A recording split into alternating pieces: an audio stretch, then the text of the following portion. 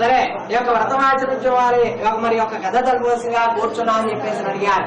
పూర్వన ఉల్కాముకుడు అనే ఒక రాజు ఉండేవాడు, చాలా జితేంద్రుడు. ఆ రాజుగారికి సంతాన భాగ్యం లేకపోవడం వల్ల భద్రశీలా నదీ తీరానికి వెళ్లి అక్కడ యొక్క సత్యనారాయణ స్వామి వ్రతాన్ని ఆచరిస్తున్నారు.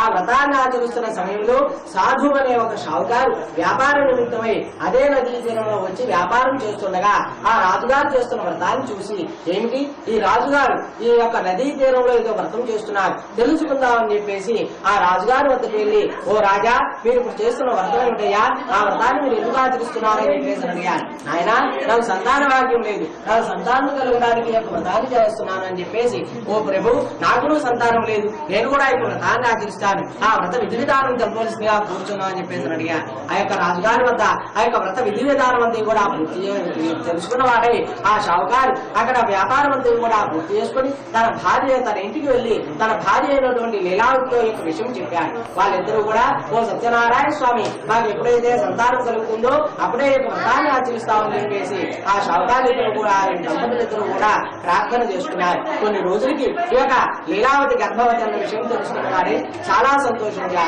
ఆ సత్యనారాయణ స్వామి యొక్క అనుగ్రహం వల్ల మనకి నా గర్భం వచ్చింది అని చెప్పేసి ఆ లీలావతి చాలా సంతోషించింది. 10వ నెల రాగానే ఒక 12 ఆడబిడ్డలు కూడా ఆ రోజు ఆ యొక్క చాలా శుద్ధంగా అనుకుని వాళ్ళిద్దరూ కూడా సత్యనారాయణ స్వామికి ప్రార్థన చేసుకుని, మాకు శుద్ధైన రోజున ఈ యొక్క వ్రతాన్ని ఆచరిస్తామని చెప్పేసి వాళ్ళిద్దరూ కూడా ప్రార్థన చేసుకున్నారు. ఆ విధంగా ఆ పుట్టిన బిడ్డకి 21వ రోజు రాగానే వాళ్ళిద్దరూ కూడా చాలా సంతోషించిన వారి ఈ యొక్క వ్రతం చేసుకుందామని చెప్పేసి లీలావతి తన భర్తతో జరిగితే ఆ యొక్క షావుకారు అంటున్నారు, ఏమో ఇప్పుడు మనం ఎవరిని కూడా బంధువులు స్నేహితులు కూడా పిలుచుకోవడం లేదు, కానీ అమ్మాయి వివాహ కాలంలో వ్రతం ఆచరిద్దామని చెప్పేసి వాళ్ళ యొక్క దంపతులిద్దరూ కూడా ప్రార్థన చేసుకున్నారు. ఆ విధంగా కూడా కొన్ని రోజులు గడిచినాయి, కొన్ని నెలలు గడిచినాయి, కొన్ని సంవత్సరాలు గడిచినాయి. ఆ పుట్టిన బిడ్డకి కూడా పేరు పెట్టిన వాళ్ళే కళావతిగా నామకరణం చేసిన వారే ఆ కళావతికి కూడా 8వ సంవత్సరం రాగానే వివాహం చేద్దామని చెప్పేసి ఆ షావుకారు అనుకుని ఒక దూతను పిలిచి, నాయన నువ్వు కాంచన నగరం వెళ్లి అక్కడ యోగ్యుడైన వైశ్యపుత్రుని చూసి రావయ్యా, మా అమ్మాయి అయినటువంటి సుచిత ఉంది, అమ్మాయికి వివాహం చేద్దామని చెప్పేసి ఆ యొక్క షావుకారు చెప్పాడు. వెంటనే ఆ షావుకారు దూత వెళ్ళాడు, కాంచన నగరం వెళ్లి అక్కడ యోగ్యుడైన వైశ్యపుత్రుని చూసి ఆ వార్తను తీసుకుని వచ్చి ఆ షావుకారికి చెప్పారు. వెంటనే ఆ షావుకారు మహావైభవంగా కూడా వివాహం జరిపించారు. ఆనంద కోలాహంలో ఇక సత్యనారాయణ స్వామి వ్రతం మాట పరిచినారు షావుకారు దంపతులు. ఆ యొక్క స్వామివారు చాలా కోపించారు, ఏంటి నా యొక్క వ్రతం చేసుకుంటారని చెప్పేసి మాట చెప్పారు. వీరికి నా మహత్యం ఏంటో తెలిపాలని చెప్పేసి దారుణం కఠినంజాస్య మహాదుఃఖ విశ్వతి, వీరి కుటుంబానికి దారుణమైన కఠినమైన శిక్ష కలుగాక అని చెప్పేసి చూపించారు. అల్లుడిని ఎల్లరికం తెచ్చుకున్నారు షావుకారు. వెంటనే వాళ్ళిద్దరు అల్లుడికి వ్యాపారం కూడా నేర్పుదామని చెప్పేసి రక్తసారి నగరం అని చెప్పేసి చంద్రకేతు మహారాజు పరిపాలిస్తున్నారు. ఆ నగరానికి వెళ్లి వ్యాపారంలో ఉండే మెరుగులన్నీ కూడా నేర్పారు. ఆ రోజు విశేషమైన ధనము కూడా లాభం చెందారు.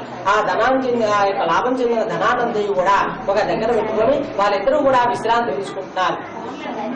అదే సమయంలో స్వామివారి యొక్క శాప ప్రభావం వలన స్వామివారి యొక్క దోతలిద్దరూ కూడా దొంగల వేషం వేసి ఆ యొక్క రాజ్యంలో కూడా ధనాన్ని అపహరించి పారిపోతూ కూడా ఆ దొంగిలించిన ధనాన్నంతా కూడా షావుకారుల వద్ద పెట్టి అదృశ్యమైపోయారు. ఇదంతా కూడా గమనించిన ఆ యొక్క భటుల రాజభటులు ఇద్దరు కూడా వీళ్ళే ఆ దొంగలు అయి ఉంటారని చెప్పేసి అనుకోని వీళ్ళిద్దరిని కూడా రాజుగారి నుంచి కూడా హాజరుపరిచి, ఓ రాజా, వీళ్ళిద్దరూ కూడా ధనాన్ని అపహరించి పారిపోతున్నారు, పట్టుకుని తీసుకుని వచ్చాము, కనుక విచారించదగిన శిక్ష ఇవ్వండి అని చెప్పేసి ఆ రాజుగారికి విన్నవించుకున్నారు భటులిద్దరు కూడా. అప్పుడు వెంటనే ఆ రాజుగారు అంటున్నారు, నాయలారా, ఇంకా విచారించిన పని ఏమిటి, ధనము దొరికింది, దొంగలు దొరికారు కాబట్టి ఇంకా విచారణ ఏమి అక్కర్లేదు, వీళ్ళిద్దరూ కూడా కారాగృహంలో బంధించండి అని చెప్పేసి బాగ్దాద్ నుంచి వెళ్ళిపోయారు. అంతటా ఆ షావుకారులు కూడా ఇద్దరు కూడా ఎన్నో విధములుగా కూడా భటులకు విన్నవించుకున్నారు.